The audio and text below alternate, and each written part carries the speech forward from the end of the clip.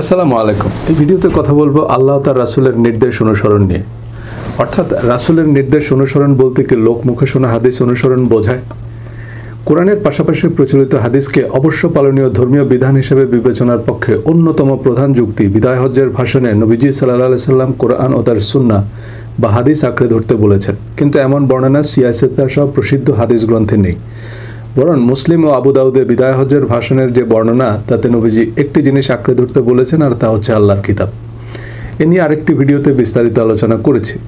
সুতরাং হাদিস মানলেও আমাদেরকে আল্লাহর কিতাবই অনুসরণ করতে হবে। বেশ কয়েকজন স্কলার নবী যা দেয় তা গ্রহণ করো আর যা নিতে বারণ করেন তা থেকে বিরত থাকো সূরা হাশরের ৭ নং আয়াতের অংশ বিশেষকে শরীয়তের বিধান হিসাবে হাদিস পালনের ভিত্তি হিসাবে উপস্থাপন করেন। সূরা হাশরের ৬ এবং ৭ নং আয়াতের বঙ্গানুবাদ পড়লে স্কুলের বাচ্চারাও বুঝবে যে এই আয়াতে মদিনার কোনো এক অমুসলিম গোত্র যাদের সাথে মুসলমানদের যুদ্ধ করতে হয়নি তাদের কাছ থেকে প্রাপ্ত সম্পদ বন্টন সম্পর্কে বলা হয়েছে যে সে সম্পদ রাসূলের অর্থাৎ রাষ্ট্রের। তবে তা থেকে রাষ্ট্রপ্রধান হিসেবে নবীজি সাল্লাল্লাহু আলাইহি সাল্লাম যা দেয় তা গ্রহণ করো, যা নিতে বারণ করেন তা থেকে বিরত থাকো। এই আয়াতে প্রচলিত হাদিসের কোনো প্রাসঙ্গিকতাই নেই। এই আয়াতাংশকে হাদিস পালনের যুক্তি হিসেবে উপস্থাপন করা আন্ধারা হাইকোর্ট দেখানো বা ছেলে ভুলানো। কোনো কাউন্টার লজিক দরকার নেই। আপনি আপনার হাতের কাছের কোরআন শরীফ খুলে দেখুন, পরিষ্কার বুঝবেন যে এর সাথে কথিত হাদিসের কোনো সম্পর্কই নেই। বিদায় হজ্জের ভাষণ সংক্রান্ত সিয়াসিত্তার হাদিস গোপন করা এবং কোরআনের আয়াতের অযৌক্তিক অপ্রাসঙ্গিক ব্যাখ্যা দিয়ে হাদিসকে শরীয়তের বিধান বানানো খুবই অন্যায় এবং উদ্দেশ্য প্রণোদিত। তৃতীয় যে যুক্তি তা নিয়েই মূলত ভিডিওতে আমি কথা বলবো। হাদিস পালনের আরেকটি প্রধান যুক্তি আল্লাহ তার রাসূলের আনুগত্যের নির্দেশ। কোরআনে বহুভাবে আল্লাহ তার রাসূলের আনুগত্যের নির্দেশ দেওয়া হয়েছে। এক্ষেত্রে কোরআন আল্লাহর বাণী, সুতরাং কোরআন মানলে আল্লাহর অনুসরণ হয়। কিন্তু রাসূলের অনুসরণ করতে হলে তো রাসূলের হাদিস তথা রাসূলের কথা কাজ অনুমোদনের বিবরণ সম্পর্কে জানতে হবে। খুবই যৌক্তিক। সূরা আহজাবের ২১ নং আয়াত, লাকাদ কানা লাকুম ফি রাসূলিল্লাহি উসওয়াতুন হাসানাহ, অবশ্যই তোমাদের জন্য রাসূলুল্লাহর মধ্যে রয়েছে উত্তম আদর্শ। সুতরাং খুবই যৌক্তিক প্রশ্ন, রাসূলুল্লাহর আদর্শ আমরা কিভাবে জানব? বুখারী বা মুসলিম শরীফ থেকে। সূরা মুমতাহানার ৪ নং আয়াতের শুরুতে আল্লাহ বলছেন, কাদ কানাত লাকুম উসওয়াতুন হাসানাহ ফি ইব্রাহিম ওয়াল্লাযিনা মাআহু, ইব্রাহিম ও তার সাহাবীদের মধ্যে তোমাদের জন্য রয়েছে উত্তম আদর্শ। এবার ইব্রাহিম আলাইহিস সালাম এবং তার সাথীদের আদর্শ কোন শরীফ থেকে জানব? ইব্রাহিম আলাইহিস সালাম আমাদের মুসলিম মিল্লাতের পিতা এবং এই মিল্লাতে ইব্রাহিমের মধ্যে ইহুদি খ্রিস্টানরা অন্তর্ভুক্ত। কিন্তু আহলে কিতাবদের মধ্যে বিভক্তি বিভাজনের কারণ ইব্রাহিম আলাইহিস সালামের নামে কথিত হাদিস। আবু জেহেল, আবু লাহাব সহ আরবের বড় বড় কাফেররা কিন্তু নাস্তিক ছিল না, বরং সে সময়ের প্রধান আলেম ধর্মগুরু ছিল। সে সময় কাবায় হজ হতো, আবু জেহেল হজের খুতবা দিত, ইমামতি করত। তাহলে সমস্যা কোথায়?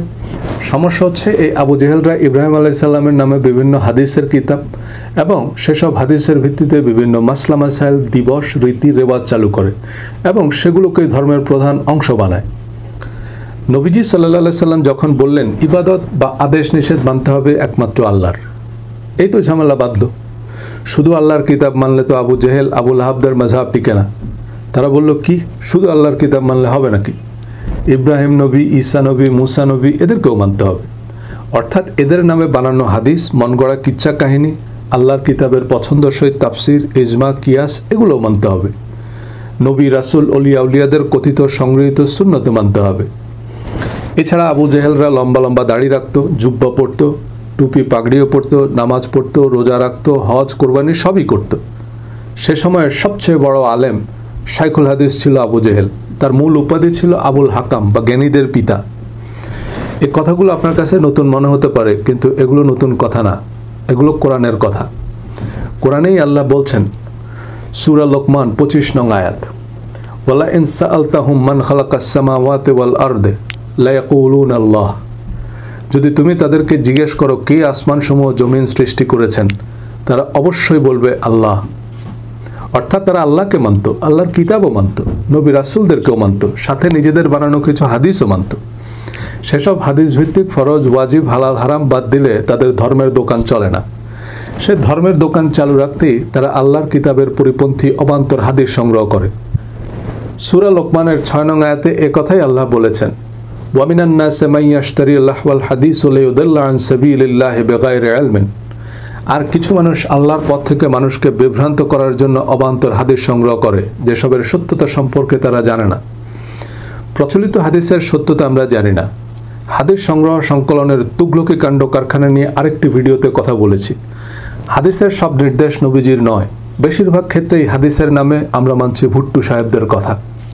অনেকেই বলে, আপনি কি হুজুরদের চেয়ে বেশি জানেন? হুজুরদের কথা জানি না, তবে নবীজিকে আল্লাহ যা জানিয়েছেন এর বেশি তিনি জানতেন না। সূরা আহজাব আয়াত 63। ইয়াসআলুকান নাসু আনিস সাআতি কুল ইন্নামা ইলমুহা ইনদাল্লাহ। লোকেরা তো আমাকে কিয়ামত সম্পর্কে জিজ্ঞেস করে, বলো এই বিষয়ের জ্ঞান কেবল আল্লাহর নিকটই আছে। আল্লাহ নবীকে কিয়ামত সম্পর্কে কি বলতে বলেছেন? এই বিষয়ের জ্ঞান কেবল আল্লাহর নিকটই আছে। তবে আল্লাহ নবীকে বাইপাস করে কিছু জ্ঞান আমাদের ওয়াইজিনদের দিয়েছেন, নইলে কিয়ামত থেকে কিয়ামতের ফিল্মে কাহিনী কিভাবে বলেন? একমাত্র আল্লাহর কিতাব ছাড়া নবী রাসূলদের প্রকৃত সুন্নাহ জানা অসম্ভব। ইব্রাহিম আলাইহিসসালাম এবং তার সাহাবীদের সিরাত সুন্নাত আল্লাহ কোরআনে বর্ণনা করেছেন। যতটুকু আমাদের জানানো প্রয়োজন ততটুকুই বর্ণনা করেছেন। সূরা ইব্রাহিম নামে একটা সূরাই আছে। এছাড়া সূরা হাজ সহ অন্যান্য সূরা ইব্রাহিম আলাইহিসসালাম এর সিরাতের আরও বিশদ আলোচনা আছে। সূরা ইউসুফ, সূরা মারিয়াম, সূরা হুদ, সূরা ইউনুস, সূরা নূহ, সূরা আম্বিয়া, সূরা আহজাব, সূরা মুহাম্মদ, এই সূরাগুলোতে আল্লাহ নবী রাসূলদের সিরাত সুন্নাত বলেছেন।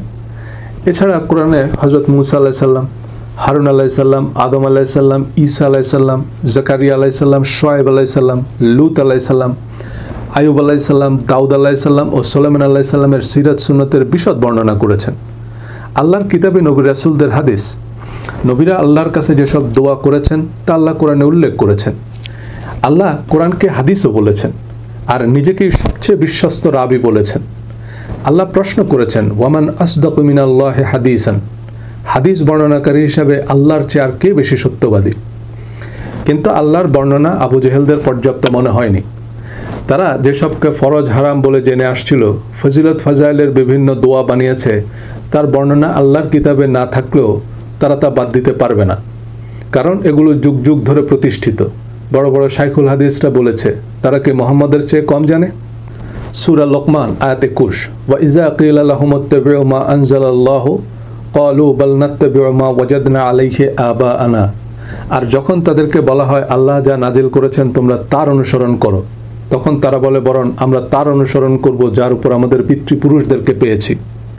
আমরা শিরক বলতে মূর্তি পূজা, কবরে সেজদা বুঝি বা বোঝাই। মুসলিম দৃষ্টিকোণ থেকে এই মূর্তি বা কবরে সেজদার কোনো জাগতিক উপকারিতা নাই, ননসেন্স। পাথরের মূর্তি বা মৃত ব্যক্তি কাউকে কিছু দিতে পারে না, কিন্তু পাথরের মূর্তি বা কবরে সাহিত্য ব্যক্তি কারো কোনো ক্ষতিও তো করতে পারে না। একটা নিষ্প্রাণ মূর্তি বা কবরে সাহিত্য পীর পয়গাম্বর কেন সর্বশক্তিমান স্রষ্টার প্রতিপক্ষ? তার সামনে সিজদাকে কেন আল্লাহ সবচেয়ে বড় অপরাধ বলছেন? নামাজের আলোচনায় বলেছি যে আল্লাহকে সেজদা মানে আল্লাহর বিধান বা তার বিধিত নিয়ম মেনে চলা। এই বিশ্বজগতের সব কিছু আল্লাহকে সেজদা করে, এর অর্থ এই জগতের সব কিছু আল্লাহর বিধিত নিয়ম মেনে চলে। কোনো মূর্তির পূজা মানে মূলত সে দেবতার বিধিত নিয়ম মেনে চলা। কোনো পীরকে সেজদা করা মানে পীরের দেয়া বিধান মান্য করা। কাবায় একসময় 360টি মূর্তি ছিল। এগুলো ছিল ইব্রাহিম নবী, ঈসা নবী, মুসা নবী সহ বিভিন্ন অলিয়া উলিয়াদের। খ্রিস্টানদের একাংশ আল্লাহ তার রাসূলের অনুসরণ করতে গিয়ে ঈসা আলাইহিস সালামকে ঈশ্বর বানিয়েছেন। হিন্দুদের বেশিরভাগ ভগবান ও তার অবতারের আনুগত্য করতে গিয়ে একসময় বিভিন্ন অবতারদেরই ভগবান বানিয়ে পূজা করা শুরু করে। আরবের লোকেরাও নবী, রাসূল, পীর পয়গম্বরদের ইবাদত করত, মানে এদের নামে প্রচলিত বানোয়াট বিধিবিধান মানত। কিন্তু নবী, অবতার, পীর, অলি এরা একমাত্র আল্লাহর বিধানই মানতেন এবং মানতে বলেছেন। কিন্তু আমরা তাদের অনুসরণের নামে তাদের আল্লাহর সমকক্ষ বানাচ্ছি। আমি একজন কর্মচারী নিয়োগ করলাম, সে যদি আমাকে সিজদা দিয়ে পড়ে থাকে তাতে আমার কি লাভ? বরং আমি তাকে যে কাজের জন্য নিয়োগ করেছি তা যদি সে কোনো রকম নজরদারি তদারকি ছাড়াই যথাযথভাবে সততা ও নিষ্ঠার সাথে করে তাতেই আমার লাভ। পৃথিবীর সব মালিক এমন কর্মচারীই খোঁজে, কিন্তু আল্লাহ আমাদের প্রতিকে সিজদা করার জন্য সৃষ্টি করেছেন না। তিনি আমাদের সৃষ্টি করেছেন একমাত্র তার বিধিবিধান মেনে চলার জন্য। এখন আপনি আপনার পীরের বিধান মানবেন, আমি আমার শায়খের বিধান মানব, এর নামই নৈরাজ্য। একটা রাজ্যে একটা কর্তৃপক্ষ থাকবে, একটা সংবিধান থাকবে, সরকারি দল, বিরোধী দল সবাইকে সে আইন মানতে হবে, পছন্দ না হলেও মানতে হবে। এখন সব রাজনৈতিক দল যদি আলাদা আলাদা আইন বানায়, আলাদা বিচারালয়, আলাদা আইন প্রয়োগকারী বাহিনী বানায়, তো সে দেশে নাগরিকদের হাল কি হবে? এ কারণে আইন বা বিধান একমাত্র আল্লাহর। আল্লাহর বিধানে কারো আপত্তি থাকবে না, কারণ আল্লাহর আইন সার্বজনীন। যে আইন সার্বজনীন নয় তা আল্লাহর আইন নয়, আবু জেহেলের আইন। ইউরোপ আমেরিকাতেই কোরআনের আইন বেশি দেখবেন। আল্লামা ইকবাল বলেছেন, আমি ইউরোপে মুসলমান দেখিনি কিন্তু ইসলাম দেখেছি, আর পাকিস্তানে মুসলমান দেখেছি, ইসলাম দেখিনি। গ্লোবাল ইকোনমি জার্নালে প্রকাশিত জর্জ ওয়াশিংটন ইউনিভার্সিটির অধ্যাপক হোসেন আসকারির রিপোর্টের ইসলামোসিটি ইন্ডেক্স অনুযায়ী ইউরোপিয়ান দেশগুলোই কোরআনের নৈতিক মানদণ্ডে উত্তীর্ণ। মুসলিম দেশগুলোতে আছে দাড়ি, হিজাব, নেকাব আর কথিত হাদিস ভিত্তিক ব্লাসফেমি আইন, যেখানে ফেসবুক স্ট্যাটাসের উপর ভিত্তি করে মৃত্যুদণ্ড দেওয়া হয়, দাঙ্গা বাঁধিয়ে দেওয়া হয়। আমেরিকায় কত % মুসলমান? যে আফগানিস্তান, ইরান, ইরাকের সাথে আমেরিকার যুদ্ধ চলছে, সেই আফগান, ইরাকি, লিবিয়ান মুসলমানদেরও এক মুহূর্তের জন্য মনে হয় না যে তারা আমেরিকায় সংখ্যালঘু বা তারা শত্রুর দেশে বসবাস করছে। বরং সৌদি, ইরান, পাকিস্তানে ধর্মপ্রাণ মুসলমানরা নিরাপত্তাহীনতায় ভোগে। কাকে কখন মোরতাদ ফতোয়া দিয়ে শিরোচ্ছেদ করবে কে জানে। বড় বড় ওয়াইজেনরাও আমেরিকার গ্রিন কার্ডই বানায়। কোরআনের আইনও এমনই সার্বজনীন, যেখানে রাষ্ট্রকে মুসলিম অমুসলিম সবার জন্যই অভয়ারণ্য হতে হবে। কিন্তু ইরান, সৌদি আরবের কথিত ইসলামী হুকুমতে কোরআনের আইন চলে না। ইসলামী শাসনের নামে সেখানে চলছে আইয়ামে জাহিলিয়া। হাদিস, তাফসির, ইতিহাস আমাদের কোরআন বোঝার ক্ষেত্রে সহায়ক, কিন্তু শুধু কোরআন মানলে ইসলামের আর কিছুই থাকে না একথা কেউ বললে সে আবু জেহেলের মতোই কাফের। আমাদের মানতে হবে একমাত্র কোরআন। কেউ যদি কোনোভাবে কোনো বিশেষ শরীফকে কোরআনের মতোই মানতে বাধ্য করে, সূরা লোকমান আয়াত 15, ওয়াইন জাহাদাকা আলা আন তুশরিকা বি মা লাইসা লাকা বিহি ইলমুন ফালা তুতি'হুমা। আর যদি তারা তোমাকে আমার সাথে কোনো কিছুকে অংশীদার করতে জোর চেষ্টা করে যে বিষয়ে তোমার কোনো জ্ঞান নেই, তখন তাদের আনুগত্য করবে না। আল্লাহর সাথে শরীক মানে আল্লাহর কমান্ডমেন্ট বা বিধানের সাথে এমন কোনো বিধান মানে যে সম্পর্কে আমরা জানি না, অর্থাৎ তা আল্লাহ তার রাসূলের নির্দেশ কিনা তা আমাদের জানা নেই। কিন্তু আল্লাহ কোরআনে যা জানিয়েছেন তার বাইরে এমন অনেক বর্ণনা বা ধারণা আছে যা বিশ্বাস করতে বাধ্য করা হয়, অথচ এর সত্যতা সম্পর্কে আমরা কিছুই জানি না। ইমাম মাহদি, দাজ্জালের মতো অনেক কোরআন বহির্ভূত ধারণা, অনেক ফরজ হারাম আমাদের বিশ্বাস করতে বা মানতে বাধ্য করা হয় যা সম্পর্কে আমরা কিছুই জানি না। বিভিন্ন দল মত এ নিয়ে পাল্টাপাল্টি হাদিস বানায়। কয়েক হাজার কথিত ইমাম মাহদি আর ঈসা পৃথিবীতে এসেছেন, চলে গেছেন, আরও কয় হাজার আসবেন কে জানে। এবার কোনো নির্দিষ্ট ইমাম মাহদিকে মানলেও কাফের, আবার না মানলেও কাফের। কী বিপদ! এমন অসংখ্য শাখের করাত আছে যা ইসলামকে গেলার অযোগ্য ঢেকি আর ভয়ানক দত্ত বানিয়েছে। আশারায়ে মুবাশশারা বা বেহেশতের সুসংবাদপ্রাপ্ত 10 জনের তালিকা খুঁজলে অবাক হবেন। উমাইয়া আমলে 10 জনের তালিকা সহ যে হাদিস তৈরি করা হয় তাতে হজরত ফাতেমা, হাসান, হুসাইন রাদিয়াল্লাহু তাআলা আনহুমা আজমাইন এদের নামই নাই। আব্বাসী আমলে নতুন তালিকা তৈরি করা হয়। শিয়ারা তাদের অনুমোদিত আহলে বাইত থেকে 10 জন নির্বাচন করে। এবার আপনি কোন কোম্পানির হাদিস নেবেন? কিন্তু এসব কথা কোরআনে পাবেন না। কোরআনে নাই কিন্তু আমাকে বিশ্বাস করতেই হবে, আরেকজনের গলায় পাড়া দিয়ে বিশ্বাস করাতে হবে। এ কেমন অবিচার! রাসূলের অনুসরণ অবশ্যই করব, কিন্তু রাসূলের আদেশ নিষেধের কোনো অনুমোদিত সূত্র বা উৎস থাকবে না। সে অনুমোদিত সূত্র হচ্ছে কোরআন। কোম্পানিগুলো তাদের ক্রেতাদের প্রতারণার হাত থেকে বাঁচাতে বিভিন্ন পদক্ষেপ নেয়, যে আমাদের আর কোথাও কোনো শাখা নেই, বা পণ্যের গায়ে serial number, barcode, QR code, IMEI number থাকে, যাতে গ্রাহক নিশ্চিত হতে পারে যেটা মূল কোম্পানির উৎপাদিত পণ্য। কোরআনের আয়াত বানানো যায় না, প্রতিটা আয়াতে পার্মানেন্ট সিরিয়াল নাম্বার দেয়া আছে। এটাই কোরআনের মুজিজা। কোরআন যে আল্লাহর বাণী তা কীভাবে বুঝব? এই প্রশ্ন নবীজিকে প্রতিদিন করতো আরবের লোকেরা। এই প্রশ্নের উত্তর আল্লাহ কোরআনে অনেকবার দিয়েছেন, আর তা হচ্ছে, তোমরা তাহলে কোরআনের একটি আয়াত তৈরি করো, একটি সূরা বানাও। উমাইয়া, আব্বাসী ও ওসমানীর শাসনামলে হাজার হাজার জাল হাদিস ম্যানুফ্যাকচার করা হয়, কিন্তু 1500 বছরের এই বিশ্ব পরিক্রমায় বিভিন্ন পরাশক্তির আপ্রাণ প্রচেষ্টা সত্ত্বেও আল্লাহর কিতাবে একটি অক্ষর বদলাতে পারেনি। হাদিস কোরআনের মতো ওহী হলে হিটলার, মুসলিনি, আকিয়িতর পক্ষেও একটা জাল হাদিস বানানো সম্ভব হতো না। মনগড়া তাফসির লেখার সাধ্য কারো হতো না। কোরআনের অনেক দলীয় মনগড়া তাফসির আছে, প্রতিদিন নতুন তাফসির আসছে বাজারে।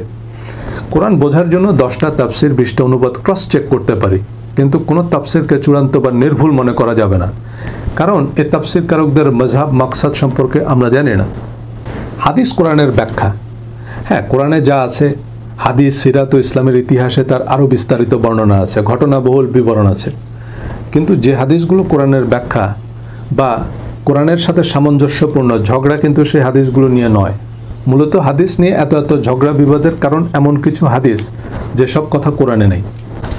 শিয়া সুন্নি মিলিয়ে দুনিয়ার সব হাদিস গ্রন্থে যা হাদিস আছে এর মধ্যে সিঙ্গেল ফ্যাক্ট অ্যান্ড অ্যাক্ট অনুযায়ী সই হাদিস আছে প্রায় ৩৫০০। এর মধ্যে মওকুফ, মাকতু অর্থাৎ সাহাবী তাবিঈদের বাণী এবং কোরআনের পুনরাবৃত্তি বাদ দিলে সর্বোচ্চ ২০০-৩০০ হাদিস পাওয়া যাবে যা কোরআনে নাই।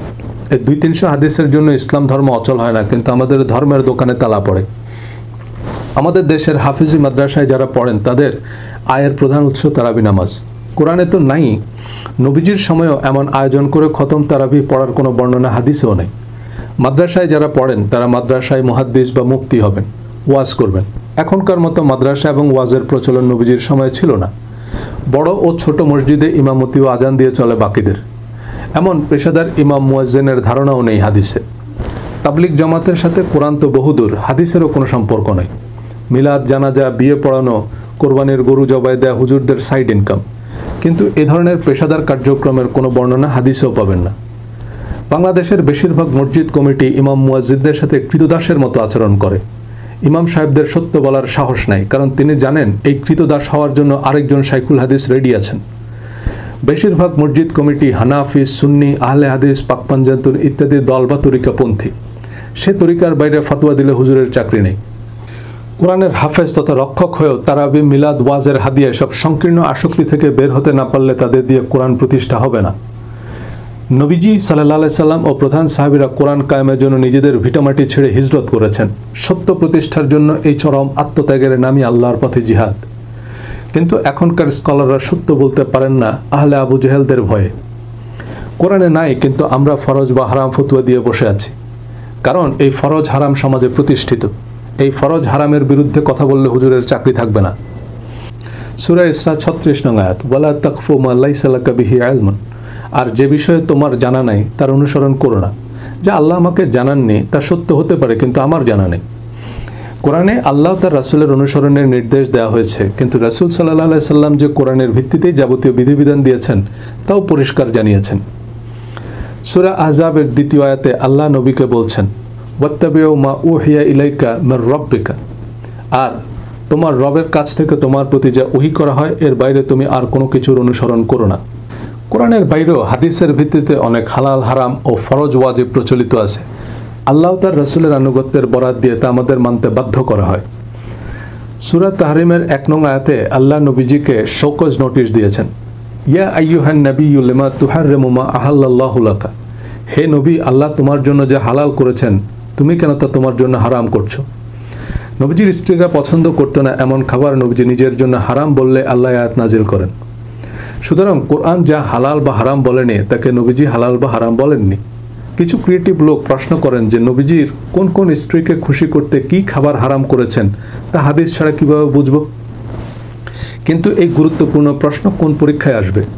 কবরে, ফুলসিরাতে না বেহেশতের দরজায়? আবু জেহেলরা এমন প্রশ্নগুলোই নবীজিকে করত, যে হাদিস ছাড়া দাড়ি রাখবা কেমনে, মোষ কতটুকু রাখবা, কোন হাতে পানির গ্লাস ধরবা। আল্লাহর কিতাবে তো সব কিছুর বিস্তারিত বিবরণ নেই। নবীজি এমন প্রশ্নের কি উত্তর দিয়েছেন?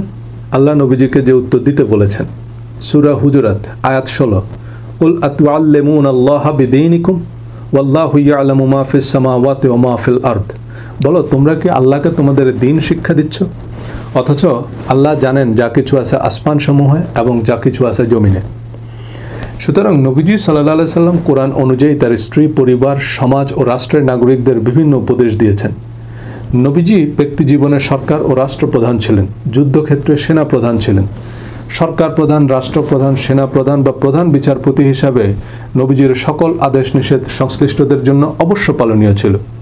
সূরা আহজাব আয়াত ৩৬। আর আল্লাহ তার রাসূল কোনো নির্দেশ দিলে কোনো মুমিন পুরুষ ও নারীর জন্য নিজেদের ব্যাপারে অন্য কিছু এখতিয়ার করার অধিকার থাকে না। আর যে আল্লাহ তার রাসূলকে অমান্য করল সে স্পষ্টই পথভ্রষ্ট হবে। সূরা আহজাবের নির্দেশগুলো নবীজির স্ত্রী, পরিবার, ঘনিষ্ঠ সাহাবী ও সমসাময়িক লোকদের উদ্দেশ্যে করা হয়েছে। আমাদের মধ্যেও কেউ আল্লাহ তার রাসূলের নির্দেশ অমান্য করলে সে স্পষ্টই পথভ্রষ্ট হবে। এখন আল্লাহর নির্দেশ কি তা কোথায় লেখা আছে? কোরআনে। কোরআনের বাইরে আর কোনো কিছুকে আল্লাহর বাণী হিসাবে বিবেচনার সুযোগ আছে? নাই। একইভাবে নবীজির সিরাত ও সুন্নতের নির্ভুল নির্ভেজাল বিবরণ কেবলমাত্র কোরআনেই আছে। কোরআনে আল্লাহ আমি না বলে আমরা বলেছেন। এই আমরা মানে আল্লাহ, জিবরাইল আলাইহিস সালাম এবং আল্লাহ রাসূল সাল্লাল্লাহু আলাইহি সাল্লাম বা রাসূলগণ। আল্লাহ আমি না বলে আমরা বলেছেন, এর একটা কারণ লিডার কখনো আই বলে না, লিডার সবসময় বলে উই। এবং আল্লাহ যা বলেছেন জিব্রাইল আলাইহিস সালাম হুবহু তাই বলেছেন, এজন্যই তার উপাধি জিব্রাইল আমিন। একই কথা নবীজিও হুবহু মানুষকে জানিয়েছেন। সুতরাং আল্লাহর নির্দেশ এবং রাসূলের নির্দেশ একই। আল্লাহ তার রাসূলের নির্দেশ মানে কোরআন। এই আমানতদারির প্রয়োজনেই আল্লাহর নবী নির্বাচনে আল আমিন বা বিশ্বস্ততাকে অগ্রাধিকার দিয়েছেন। আমরা হাদিস বা সুন্নাহ বলতে নবীজির কথা, কাজ এবং অনুমোদনকেই বুঝি। তো নবীজি কি বলেছেন, কি করেছেন, কি করতে নিষেধ করেছেন বা কি অনুমোদন দিয়েছেন? আল্লাহ নবীকে যা বলতে বলেছেন, যা করতে বলেছেন বা যা করতে নিষেধ করেছেন, তাই না? কোরআনে সহস্রাধিক আয়াত আছে যাতে আল্লাহ নবীজিকে বলেছেন, হে নবী আপনি বলুন, আপনি জানিয়ে দিন, আপনি পড়ুন, আপনি করুন, আপনি করবেন না, আপনার জন্য এটা করা উচিত হবে না, আপনার জন্য এটা করা পাপ হবে না। এ বিধান একমাত্র আপনার জন্য, মুমিনদের অন্যান্যদের জন্য নয়। অর্থাৎ নবীজির অতি ব্যক্তিগত পারিবারিক বিষয়াদি থেকে শুরু করে সকল কথা, কাজ, অনুমোদনের সুস্পষ্ট বিবরণ কোরআনেই আছে। এখন কোরআনের বাইরে কি নবীজি আর কিছু বলেননি? অবশ্যই বলেছেন, কিন্তু সেসব আমরা কিভাবে জানব, কেন জানব? প্রেসিডেন্টের সাংবিধানিক নির্বাহী আদেশ অবশ্যই আইন, কিন্তু প্রেসিডেন্ট যত কথা বলেন সব নির্বাহী আদেশ নয়। আল্লাহর নির্দেশে নবীজি যত এক্সিকিউটিভ অর্ডার দিয়েছেন তার খতিয়ান কোরআনেই আছে। এর বাইরে নবীজির বেডরুমে, বাথরুমে সিসি ক্যামেরা লাগানোর অনুমতি কে দিয়েছে? বাথরুম সিস্টেম রিইনভেন্ট করার জন্য আল্লাহ নবীজিকে পাঠাননি। জঙ্গলের পশু পাখিকেও এসব শেখাতে হয় না। একটা সহজ উদাহরণ দিই। কূটনৈতিক আইন অনুযায়ী একজন রাষ্ট্রদূত সংশ্লিষ্ট দেশের রাষ্ট্রপ্রধান বা প্রেসিডেন্টের প্রতিনিধি। তার আনুষ্ঠানিক বক্তব্য, বিবৃতি সে দেশের প্রেসিডেন্টের বক্তব্য বলে বিবেচিত হবে এবং প্রেসিডেন্টের জন্য প্রযোজ্য সকল রাষ্ট্রীয় প্রটোকল রাষ্ট্রদূতের জন্যও প্রযোজ্য। যেমন রাষ্ট্রপতির মতো রাষ্ট্রদূতকে লাল গালিচা সংবর্ধনা দিতে হবে, গার্ড অফ অনার দিতে হবে। রাষ্ট্রদূতের নামের আগে ইয়র এক্সেলেন্সি, রানীর প্রতিনিধি হলে ইয়র মেজেস্টি বা মহামান্য বলতে হবে। রাষ্ট্রদূতের গাড়িতে জাতীয় পতাকা থাকবে, সে গাড়ি কোনো দেশের ট্রাফিক পুলিশ থামাতে পারবে না। রাষ্ট্রদূতের জন্য কোনো ফৌজদারি বা শুল্ক আইন প্রযোজ্য নয়। রাষ্ট্রদূতকে কোনো অবস্থাতেই গ্রেফতার করা যাবে না, তার বাড়ি, গাড়ি বা লাগেজ তল্লাশি করা যাবে না, কারণ তিনি প্রেসিডেন্টের প্রতিনিধি। এখন রাষ্ট্রদূতের এত এত মর্যাদা শুনে আপনার মনে হচ্ছে, যদি রাষ্ট্রদূত হতে পারতাম। রাষ্ট্রদূতের দায়বদ্ধতা শুনলে বলবেন, ভাই থাক, বহুত আরামে আছে। স্টেট ডিপার্টমেন্ট বা পররাষ্ট্র মন্ত্রণালয় যা লিখে দিবে এর বাইরে একটা দাড়ি কমাও যোগ করতে পারবেন না। রাষ্ট্রদূতের কথা আক্ষরিক অর্থেই রাষ্ট্রপ্রধানের কথা। ওয়াশিংটনের সংবাদ সম্মেলনে উপজাতি বলতে গিয়ে যদি আদিবাসী বলেন তো সর্বনাশ। আমাদের দেশের সরকার উপজাতিদের আদিবাসী বলে মেনে নেয় না, কিন্তু উপজাতিরা নিজেদের আদিবাসী হিসাবে পরিচয় দেয়। তাই রাষ্ট্রদূতের মুখে উপজাতি এবং আদিবাসীর মধ্যে অনেক পার্থক্য। কিন্তু নর জানোয়ার নামে জনৈক ব্যক্তি আমি রাষ্ট্রদূতকে বলতে শুনেছি বললে সেটা প্রেসিডেন্টের কথা বা রাষ্ট্রদূতের কথা বলে বিবেচিত হবে? সে কথার উপর ভিত্তি করে বোমা মেরে দেয়া যাবে? কোনো পত্রিকা সেই নর জানোয়ারের বরাত দিয়ে রিপোর্ট করলে আপনার প্রতিক্রিয়া কি হবে? নর জানোয়ার আবার কে? রাষ্ট্রদূতের ছোট ভাই। তো রাষ্ট্রদূত তার ছোট ভাইয়ের সাথে কোনো কথা বললে সেটা কি অফিসিয়াল স্টেটমেন্ট? আর নর জানোয়ার কি কোনো সরকারি সূত্র? সূরা আহজাবে নবীজির স্ত্রী পরিবারের সদস্য, ঘনিষ্ঠ সাহাবী ও সমসাময়িক কালের মানুষদের জন্য কিছু নির্দেশ দেওয়া হয়েছে যা সূরায় পরিষ্কার করে বলা আছে। এসব একান্ত ঘরোয়া নির্দেশও কোরআনে বলা আছে, তবু আমরা বলছি কোরআনের সব বিস্তারিত বলা নেই। সূরা আহজাবের 53 নং আয়াত, হে মুমিনগণ, তোমরা খাবারের আমন্ত্রণ বা অনুমতি ব্যতীত নবীর ঘরে প্রবেশ করো না। আর যখন তোমাদেরকে ডাকা হবে তখন তোমরা প্রবেশ করো, আর খাবার শেষ হলে চলে যাও, কথাবার্তায় লিপ্ত হয়েও না। এ আয়াত থেকে কি বোঝা যায়? হে মুমিনগণ বলতে আল্লাহ কাদেরকে বলেছেন? যাদের নবীজির ঘরে নিয়মিত যাতায়াত ছিল তাদেরকে। আয়াতের শেষাংশে বলেছেন, আর আল্লাহর রাসূলকে কষ্ট দেয়া ও তার মৃত্যুর পর তার স্ত্রীদের বিয়ে করা কখনো তোমাদের জন্য সঙ্গত নয়, নিশ্চয়ই এটি আল্লাহর কাছে গুরুতর পাপ। নবীজির স্ত্রীদের বিবাহে নিষেধাজ্ঞা কি মুমিন নারীদের জন্য প্রযোজ্য, বা এ বিধান কি আমাদের জন্য প্রাসঙ্গিক? সূরা আহজাবের 36 নং আয়াত অনুযায়ী ঘনিষ্ঠ সহচর ও স্ত্রীদের জন্য নবীজির নির্দেশই যথেষ্ট ছিল, কিন্তু আল্লাহ কোরআনের আয়াতের মাধ্যমেই এ বিধান দিয়েছেন। আমাদের জন্য নবীজির নির্দেশ শিরোধার্য, কিন্তু নবীজি কোরআনের বাইরে আর যা যা বলেছেন তা আমরা জানি না। আর আল্লাহ স্বয়ং বলেছেন, যে বিষয়ে তোমার জানা নাই তার অনুসরণ করো না। নবীজি রাষ্ট্র, সরকার ও বিচার কাজ কোরআনের ভিত্তিতেই পরিচালনা করেছেন। নবীজি সাল্লাল্লাহু আলাইহি সাল্লামের কথা, কাজ, আদেশ, নিষেধ সবই আছে কোরআনে। বিভিন্ন পরিস্থিতিতে নবীজি সাল্লাল্লাহু আলাইহি সাল্লামের গৃহীত সিদ্ধান্ত সম্পর্কে কোনো নির্ভুল তথ্য থাকলে তা অবশ্যই আমাদের জন্য আদর্শ। কিন্তু রাজনৈতিক, অর্থনৈতিক, ধর্মীয় আধিপত্য বিস্তারে নবীজি সাল্লাল্লাহু আলাইহি সাল্লামের নামে উদ্দেশ্য প্রণোদিত হাদিস বানানোয় সেসব নির্দেশের সত্যতা নিশ্চিত হওয়া সম্ভব নয়। আল্লাহ তার রাসূলের নির্দেশ অনুসরণের আয়াতগুলোর বেশিরভাগ স্পষ্টত নবীজির সমসাময়িক কালের মানুষদের উদ্দেশ্যে বলা হয়েছে, যা এখনকার সময়ে আমার, আপনার বা আমাদের জন্য প্রযোজ্য বা প্রাসঙ্গিক নয়। সূরা হুজুরাত আয়াত 7। আর তোমরা জেনে রাখো যে তোমাদের মধ্যে আল্লাহর রাসূল রয়েছেন, সে যদি অধিকাংশ বিষয়ে তোমাদের কথা মেনে নিত তাহলে তোমরা অবশ্যই কষ্টে পতিত হতে। এই আয়াতে তোমাদের বলতে নবীজির পরিষদ বা সূরা সদস্যদের উদ্দেশ্য করা হয়েছে।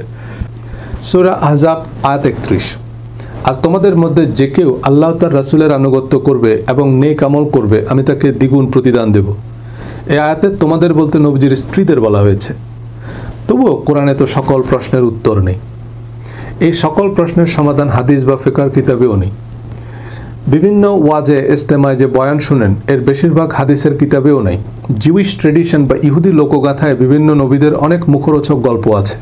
এছাড়া হলিউড বা খ্রিস্টান ধর্ম প্রচারকদের কিছু গল্প আমাদের শায়খরা ইসলামে ভার্সন বানিয়ে কয়েক মিলিয়ন ভিউ কুড়িয়ে নিচ্ছেন। যেমন ইমাম আহমদ ইবনে হাম্বলের মুস্তাজাবুদ দাওয়া রুটিওয়ালা যুবকের কিচ্ছা হলিউডের নকল। পরে কোনো একদিন বলবো। কোরআন হাদিস তো একই সময়ের, সমাজ সমস্যার সমাধান একই ছিল। যে সমস্যার সমাধান কোরআন দিতে পারে না তা হাদিস কিভাবে দিবে? আল্লাহ তার রাসূলের আনুগত্য করো, এই আয়াতের মাধ্যমে হাদিসকে কোরআনের মতো শরিয়ার উৎস বানানো হয়েছে। কিন্তু ইমাম পীর মানতে হবে কেন? সূরা নিসা 59 নং আয়াতে বলা হয়েছে, ইয়া আইয়ুহাল্লাযিনা আমানু আতিউল্লাহ ওয়া আতিউর রাসূল ওয়া উলিল আমরি মিনকুম।